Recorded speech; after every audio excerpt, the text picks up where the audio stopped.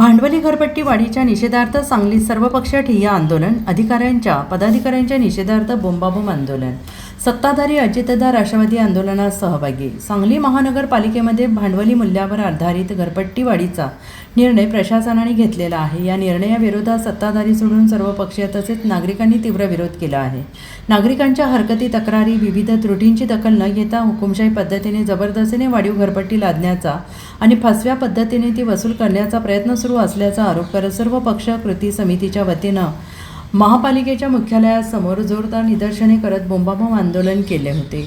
वाढीव घरपट्टीचा विषय महासभेत प्राधान्याने घेऊन त्यातील त्रुटी दूर होईपर्यंत नव्या वाढीव घरपट्टीची अंमलबजावणी आणि वसुली स्थगित करण्यात यावी, अन्यथा महापालिकेच्या पदाधिकाऱ्यांच्या घरापुढे झोपमोड आंदोलन करण्याचा इशारा यावेळी देण्यात आला। सर्व नगरसेवकांचा अरे अन्यायकारक घरपट्टीवर सभागृहात मूग करून जात असणाऱ्या नगरसेवकांचा अरे या नगरसेवकांच्या नावाने या मनमानी प्रशासनाच्या नावाने अरे अन्यायकारक घरपट्टी लादणाऱ्या प्रशासनाचा अरे या अन्यायकारक घरपट्टी लादणाऱ्या प्रशासनाचा आज सांगली मिरज कुपवाड शहर महानगरपालिकेच्या वाढीव घरपट्टीच्या विरोधात आम्ही गेल्या 2 महिन्यापासून कृती समितीच्या वतीनं अन्यायकारक घरपट्टीची दुरुस्ती करा म्हणून मागं लागलोय।